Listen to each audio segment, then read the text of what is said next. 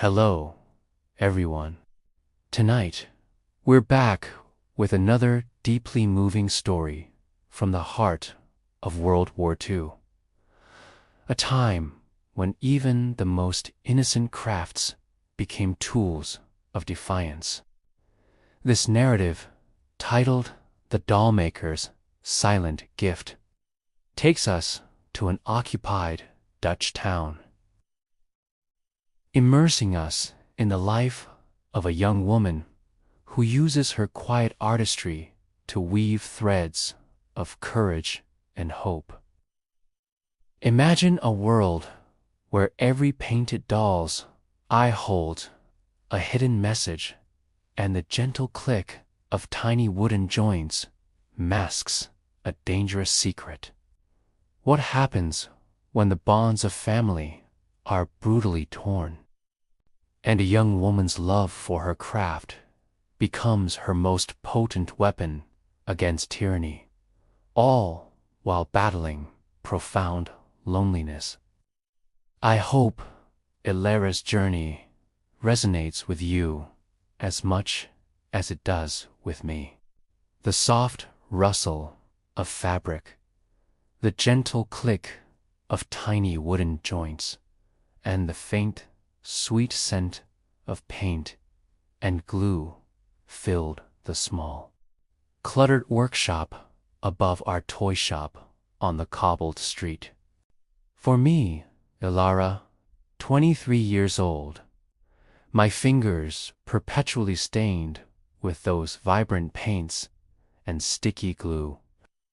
The rhythmic sounds were both a peculiar, unexpected comfort and an agonizing torment. Each carefully painted doll's eye, each meticulously stitched garment, marked the slow, unforgiving passage of time. A painful testament to how profoundly my loneliness had deepened, settling like the pervasive dust since the German Olivet town, silencing its very soul. Before the war, this very shop, passed down through generations of artisans, had been a vibrant hub of family life, alive with the cheerful shouts of children pressing their noses against the glass and the lively chatter of parents choosing treasures. My father, a master woodcarver with hands that could coax life from a simple block of timber, and a booming laugh that filled every corner, would guide my small hands over the miniature tools, teaching me the meticulous art of doll making, the precise shaping of tiny limbs, the delicate painting of expressive faces. My mother, whose hands were as skilled with intricate embroidery as they were with baking fragrant stroopwafels that warmed the whole street, would fill our small apartment above the shop with the irresistible aroma of fresh pastries and the sweet, nostalgic strains of old Dutch folk songs. Her vibrant presence weaving the threads of our lives into a robust, comforting whole. My younger brother, Pieter, just 10 years old, with eyes as bright and curious as polished glass and an insatiable curiosity, would often sneak downstairs, his tiny fingers tracing the painted faces of the dolls, dreaming of grand adventures they might embark upon. The very air in our home was thick with love, expressed in shared creations that bloomed from our hands, in spirited games of hide-and-seek among the towering toy shelves, and in the deep, unwavering certainty of our family's bond to the craft and to each other. I can still recall with almost painful clarity, the crisp scent of fresh sawdust, the smooth, cool feel of a doll's porcelain head beneath my thumb, and the comforting, reassuring weight of my father's hand on my shoulder as he praised a perfectly sculpted cheek, a tiny victory in a day of hard work. These were the priceless, cherished impressions of my past, now tragically blurred and scattered by the cruel, indifferent machinery of war.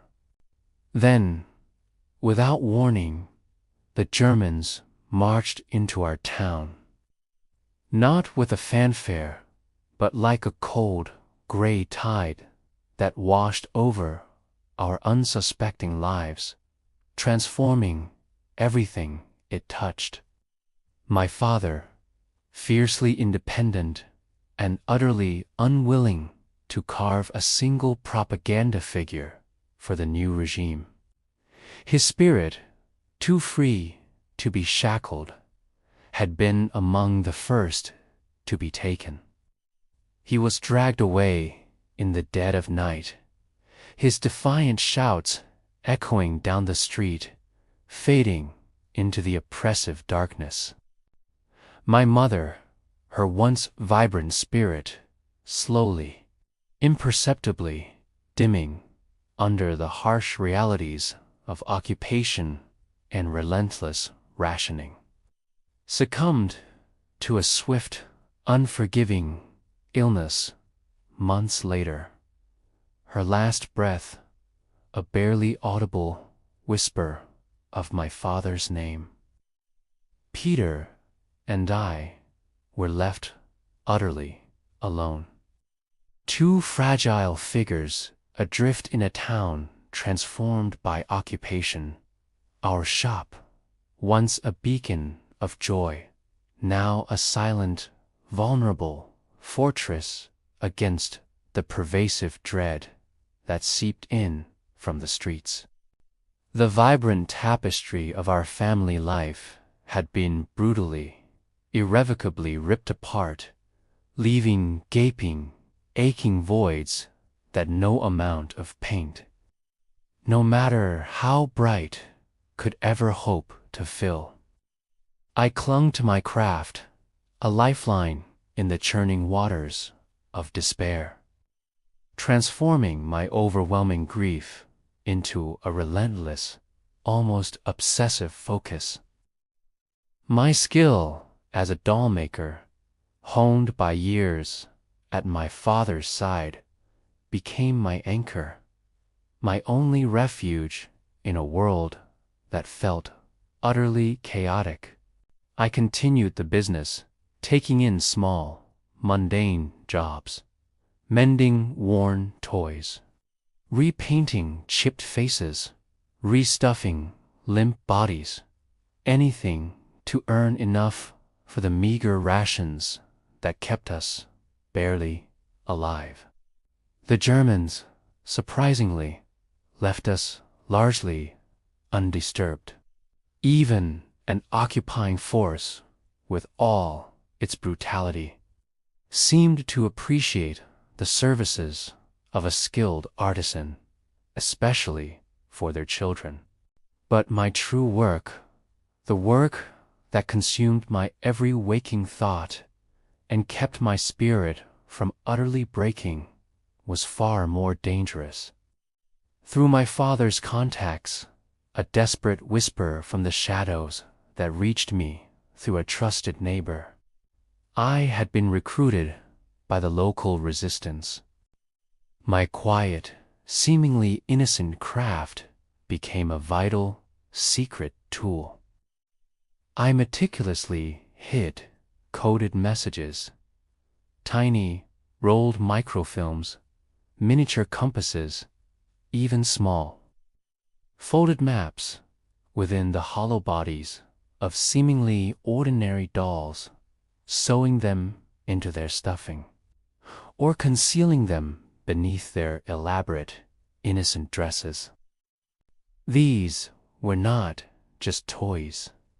They were secret conduits for intelligence, routes for safe passage for downed pilots or desperate families, blueprints for sabotage.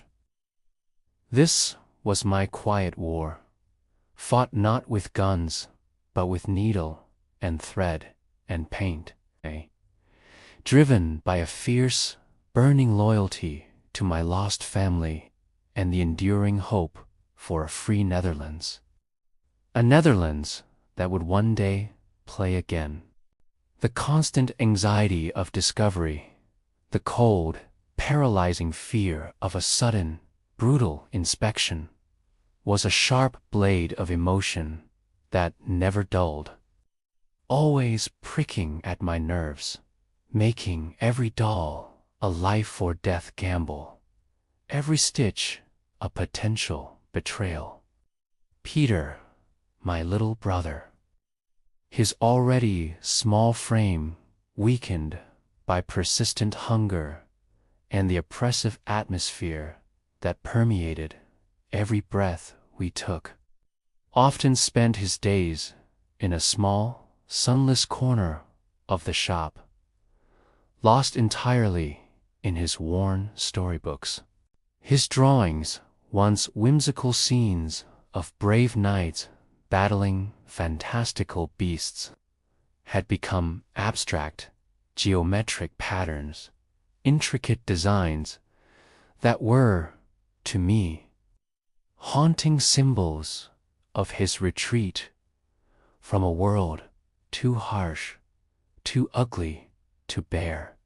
He would draw them over and over, sometimes whispering to himself, a faint, almost inaudible murmur, like the patterns, Elara, like the patterns. Everything is patterns.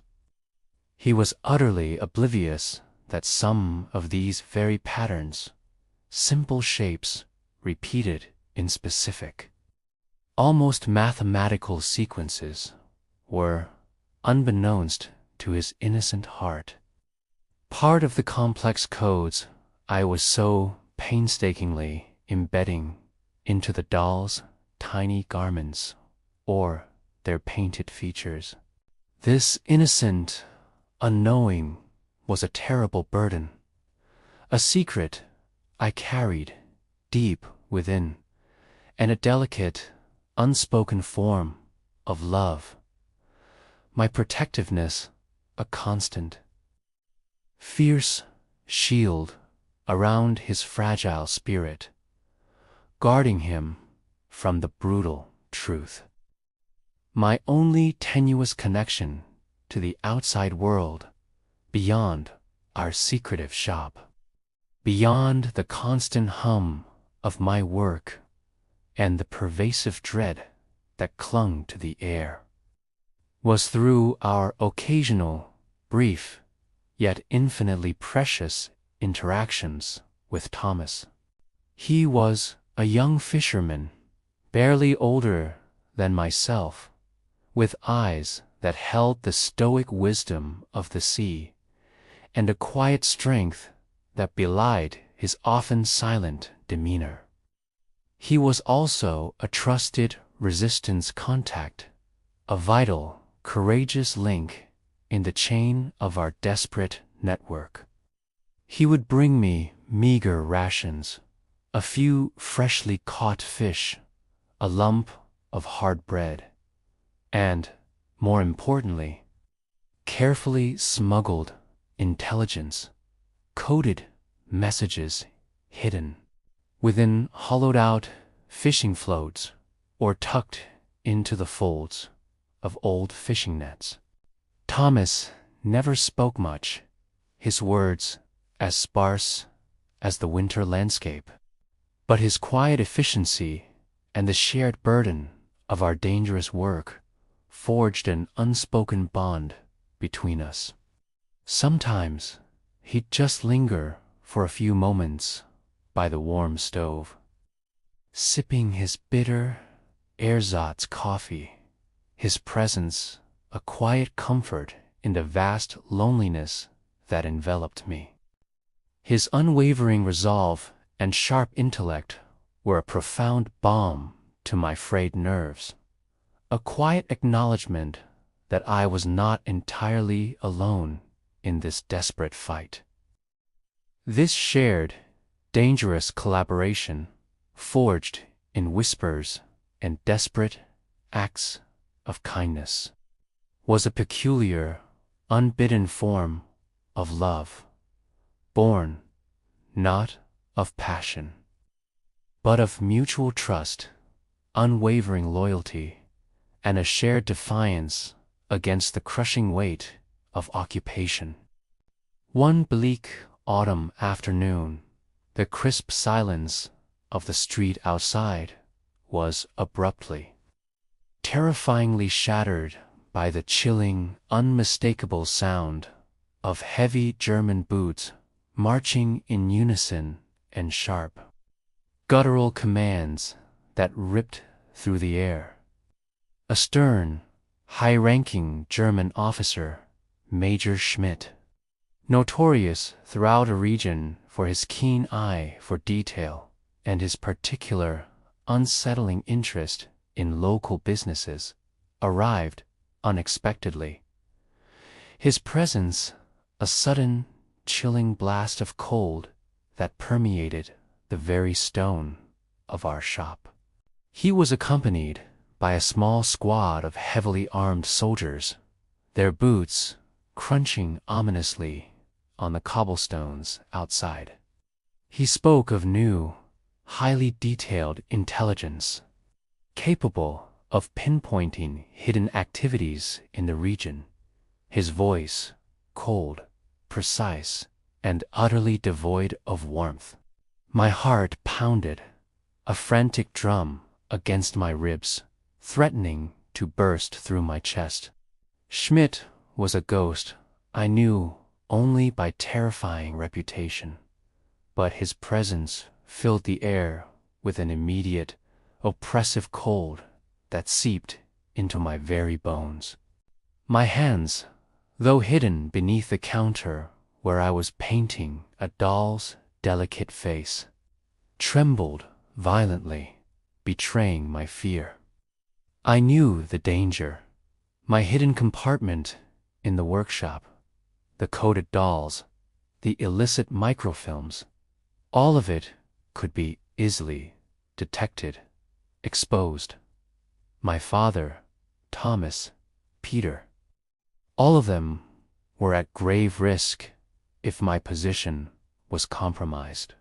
Panic surged through me then, a cold, sickening wave that threatened to drown me entirely.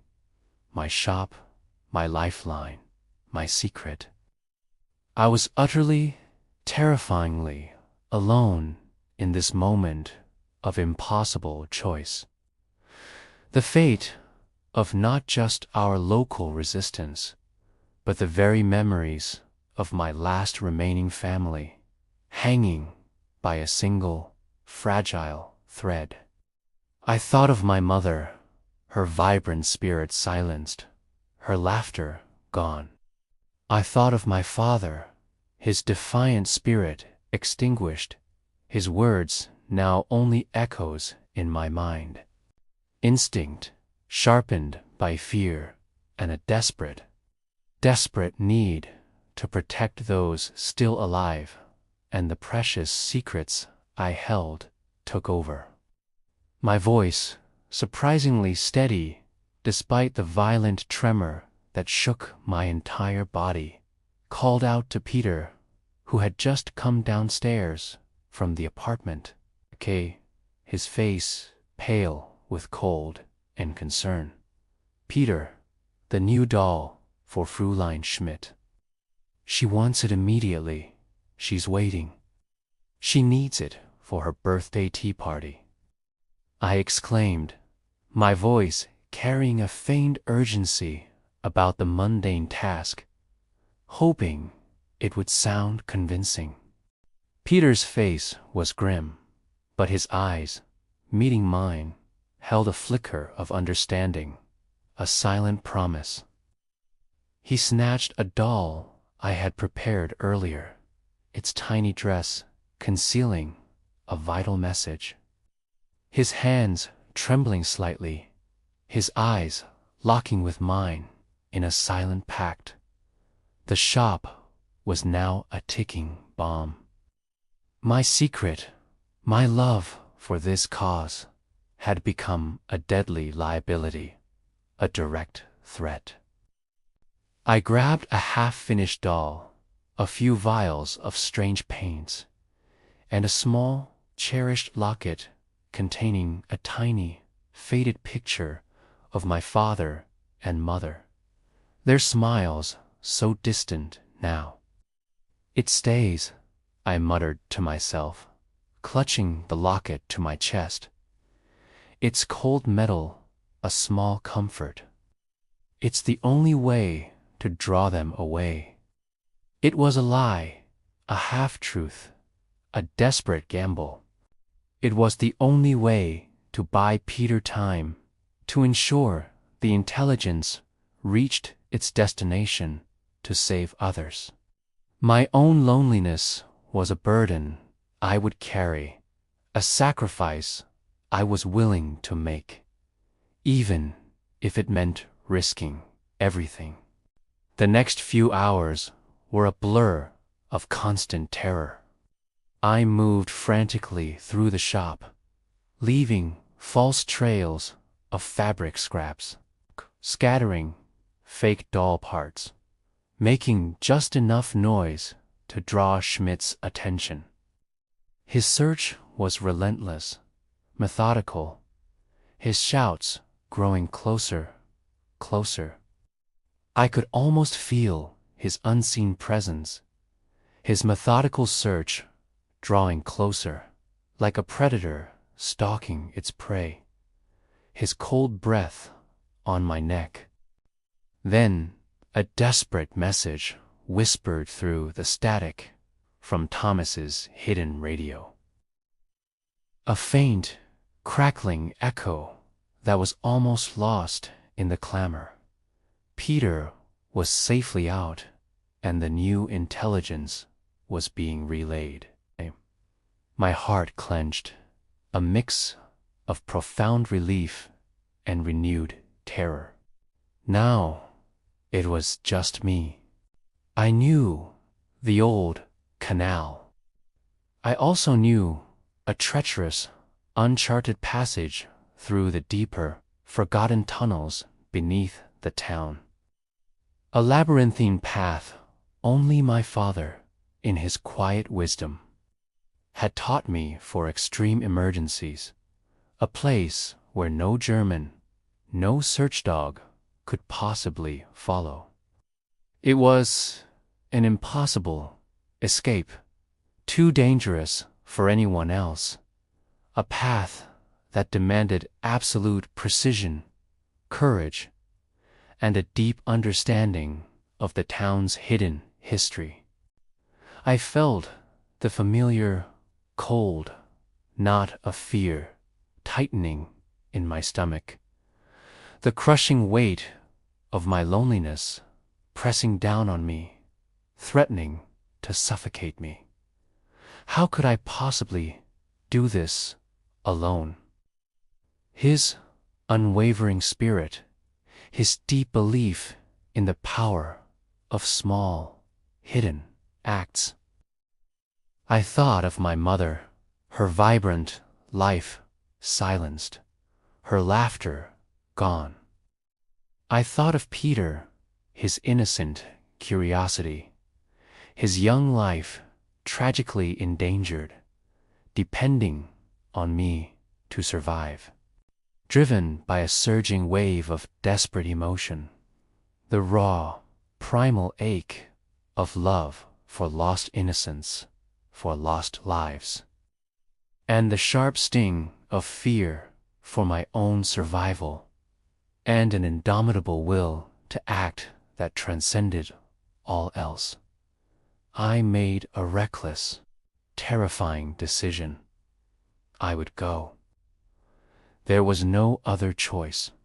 Under the deepest, most impenetrable cover of night, a cold rain falling steadily, the air thick with the scent of damp earth and ancient stone, I prepared.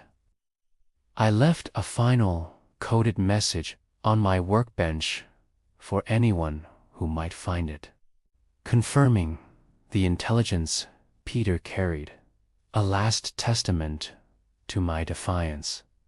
I slipped out of the shop, not through the front door, but through a hidden trapdoor behind the counter, moving like a phantom through the labyrinthine passages beneath the town, navigating by instinct, by the faint, almost psychic connection to Thomas's desperate signals, knowing he would be watching for any sign of my success.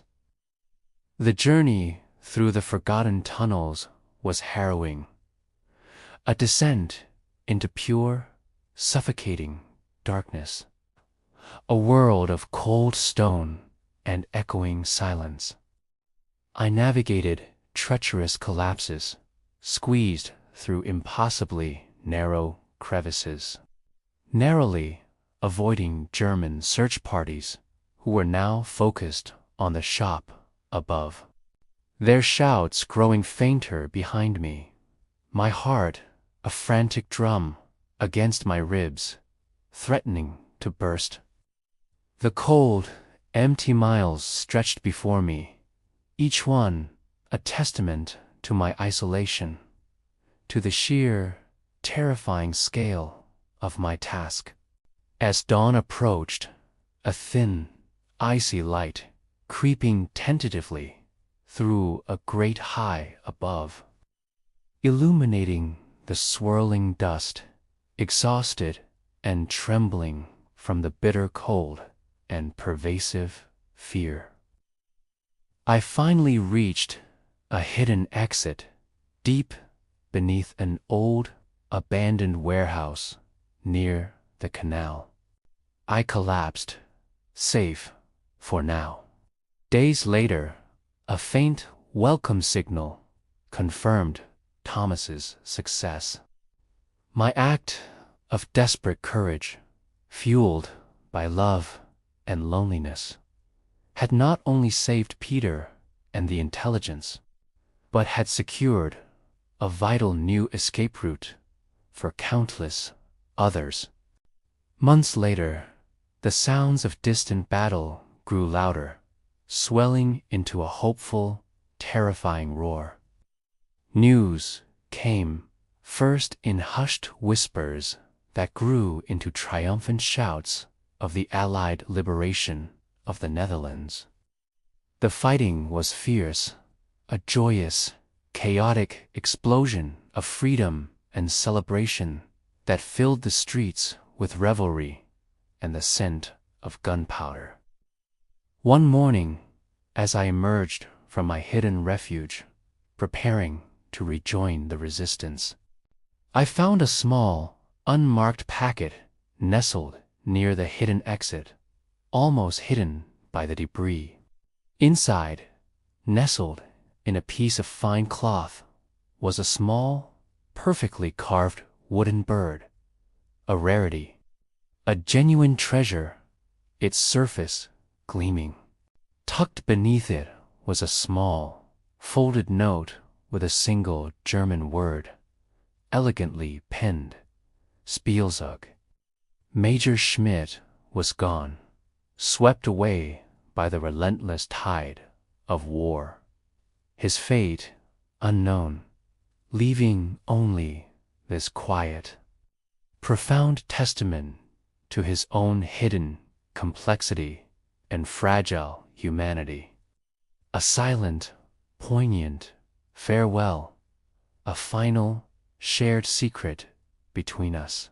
Our town would eventually heal, slowly, painstakingly, from the deep. Ugly scars of occupation, the wounds fading, but never truly disappearing, becoming part of its ancient history. Pieter, though forever changed, slowly regained his youthful curiosity. His drawings now imbued with a strange, beautiful depth, a silent language of his own.